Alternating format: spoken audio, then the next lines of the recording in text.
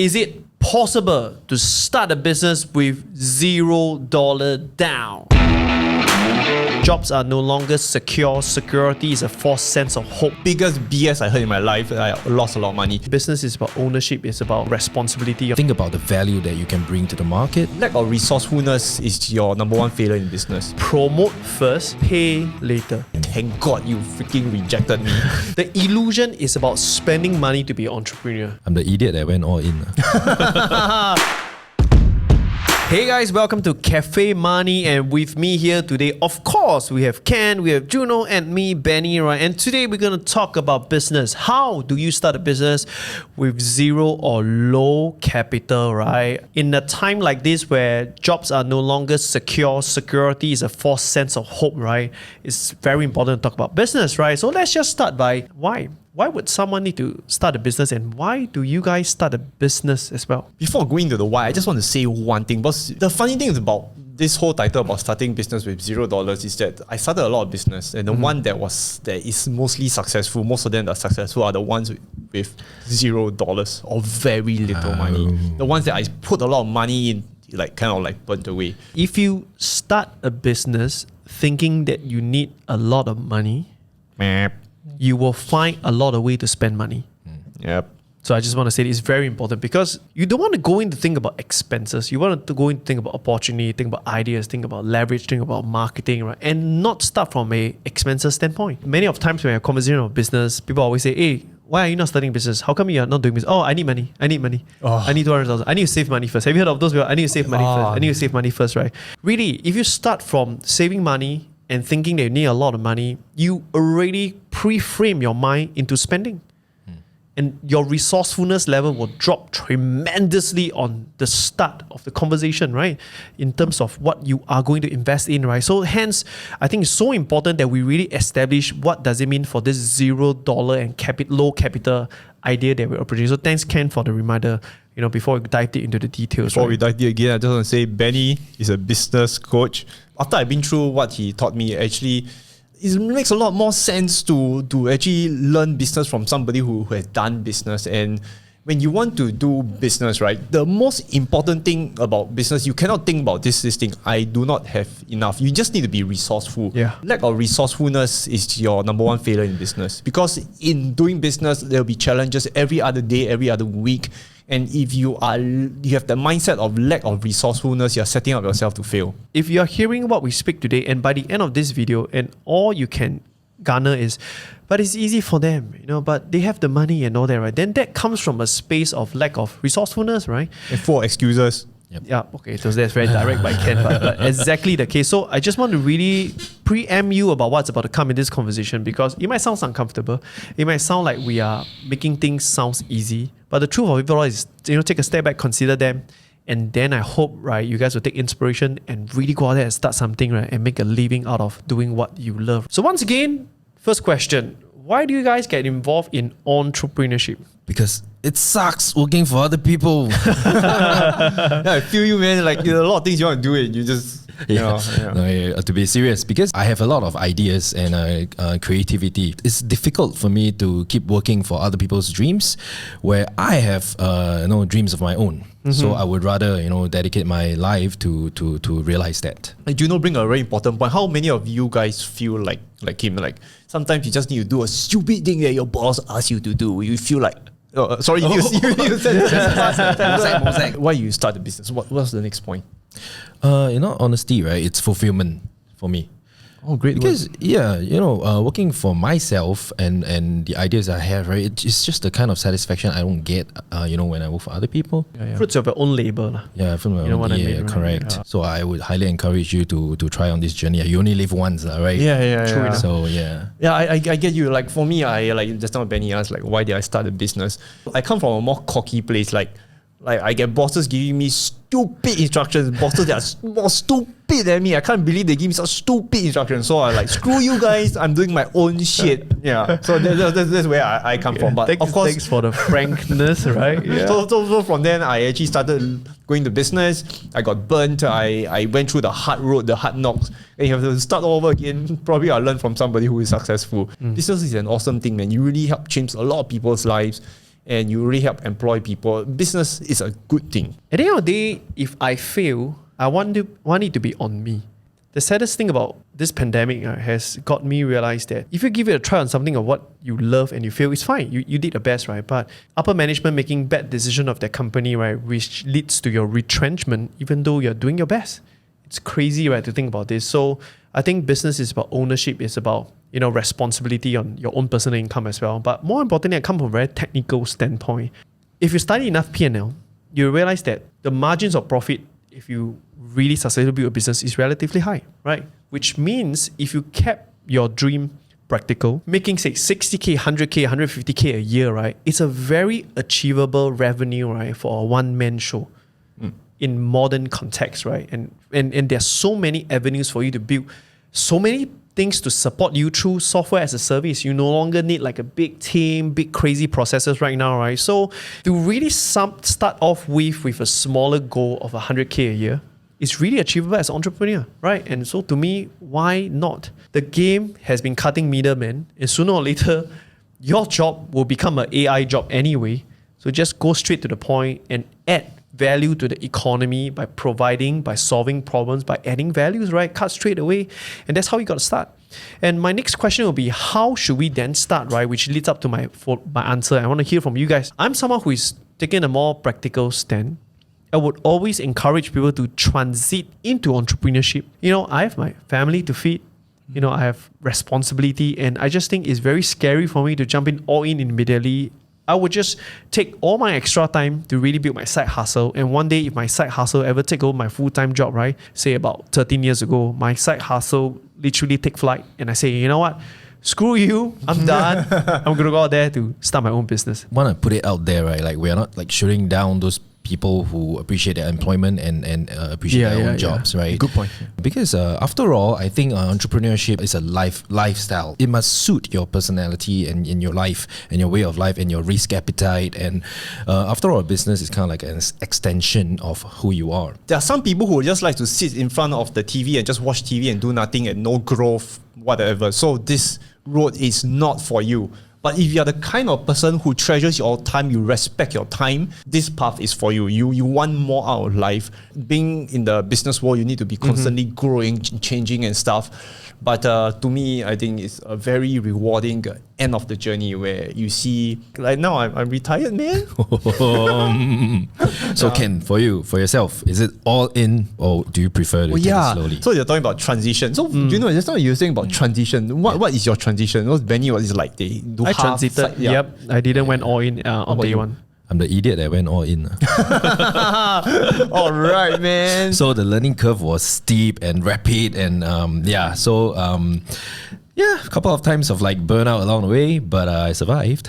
Awesome. Yeah. Ken, what about you? What happened to me was that I was quite lucky. So that when I left for like military service, I was working for my mom for a little while. So my transition was pretty smooth. I was lucky. It was lucky also because I applied to being an SIA pilot, which they rejected me. I'm like, thank God you freaking rejected me.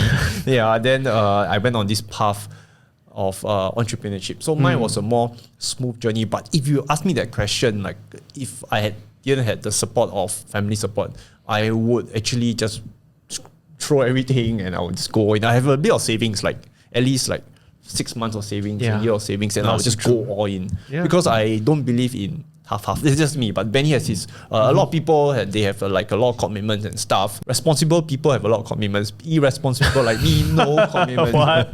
I think different life cycle, I guess, different age, different stage of life, right? So, Juno, how can someone actually start a business with no money? For myself, I started out building a business as a service. A lot of people, when they think of business, they think of like a huge sum of capital that they put down, maybe for trading, I don't know, But if you do not have that, then think about the value that you can bring to the market, and then identify some potential clients that you can design an offer for. Pitch this service to the people. Once you get some clients, 1 or 2 regulars that's coming back, that can become a side hustle that you can gradually replace your income. And then once you find the footing in this industry, you are more confident, then you may consider going all in. I think service is a good start. I 100% agree with Juno, because when it comes to service, right, you actually could learn skills along the way. For example, digital marketing skills. And the beautiful part about learning such service, right, and is that it's usually high demand based as well. So think about it, like photography, videography is like a big thing right now. If you can do a good video, people is going to hire you because video marketing is key. Literally, social media ad scaling is a skill, right, and many more. The beautiful part about picking this skill once again is that you can get paid, right? And your cost is really relatively low. You can pitch to people even for free and ask for revenue sharing or profit sharing. So it reduces their cost to start with you. The most beautiful part of it all is that you are now using their business to learn about business. Especially nowadays, for example, like Fiverr, you can go out there and then provide services for people who need them. If you are not equipped with the skills, you actually have free resources on like YouTube that you can pick it up. And then you can actually provide these services on Fiverr as a platform. Over time, you will gain enough experience. Before the internet era, right, it's hard for you to go out there and network just to find like one job. But right now, you have the luxury of like a platform dedicated for you to find clients. Just see it as a stepping stone. Then you can think of where to move on from there. Ken, you were mentioning that you started off some business with a lot of money, some business with very little money, right? So share your experience. So how can then someone once again start with little money? Where should they start from? I can share experience on my failure and my success. I'm not a business coach. You can ask them. My failures usually come from, let me share you one example. I have this amount of money. I'm going to start this business. I'm going to renovate this place nice, this cafe nicely, and I'm going to have the perfect cafe set up, and I will sell a very nice product at a cheap price. My business should be doing fine. Biggest BS I heard in my life, I lost a lot of money. But where I come successful in a business, so just give context, I started about 5 businesses, about 3 failed, but the 2 did very, very well. I found that I had this everyday irritation, like people have pets, right? Mm-hmm. And certain pets like chinchilla and like some certain dogs, you need like constant 24 hours cooling. So I kind of like started this construction company, and I actually asked people like, hey, look, if I have this job, can I just borrow your workers and stuff? So I literally started with almost zero capital and just an idea and just putting out like, how can I solve this problem for people? And it was literally $0. I even, when I took the customer's money, then I actually paid my contractors. I was actually net cash flow positive immediately. And so this business came from $0 and an idea and using others people's resources. So this is being resourceful without coming out capital. And this can be applied to many other business. The day when you become an entrepreneur, right, is the day that you start to offer something. The illusion is about spending money to be an entrepreneur. I'll give you an example. As ridiculous and spending money to design a box of name card.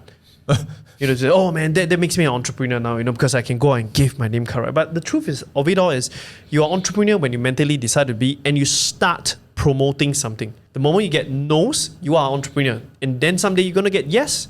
So the trick is to promote first, pay later. It's not pay first, then promote. For example, a lot of people, I see this, they do this mistake. Hey, look, this is an amazing product I see on Amazon and I'm going to sell it to the masses. It doesn't work that way. Have you seen so many amazing products but doesn't move? Yep. So what you need to do is you sell the product first without even having the product, then you see the demand. If you're not even getting rejection, you don't even know, do you even have the right offer? So it's a paradox that if you spend gazillion dollars on buying something, and then now you have to try to use salesy technique and force sell something that is fundamentally not suitable for your clients. If you want to sell something that is very heavy inventory, expensive, right? It goes like this. You take a piece of paper, you go to YouTube, you design your watch, and then you go to your first friend and first group and say, hey, you know what? I am pre-ordering for this watch. Would you want to buy? If I didn't manage to get this watch out, full refund for you. If you have your first 4 orders, now you have money to get your prototype done. With prototype, it's easier for you to take a mobile phone now to do a promo video. With that, it becomes more realistic, and then you take that prototype and go around and say, hey guys, I'm designing this watch, friends. If you guys are interested, jump into my pre-order. It's only 100 watches. I want to hit your 100 watches, blah, blah, blah, and whatnot, right? And sell it. Think about it. If the minimum order is 100, your selling price is 4 times your cost price. You get 25 watch order in, your whole batch of watch is for free, right? 25 are pre-orders, and you can give them obviously special perks like, I'll be selling this retail at $200. Right now, I'm only selling $100 because it's pre-order and whatnot, right? Now you have enough money to buy your product. With the money to buy a product, now you ship everything in. For few of them, you have your first batch of product with $0 down, right? The only risk in the system, if you were to rehear this podcast again, is very simple. You collected money from their 3 friends for a prototype. The worst case scenario is that you have to now refund your friend for the prototype cost and end the business with minimum losses.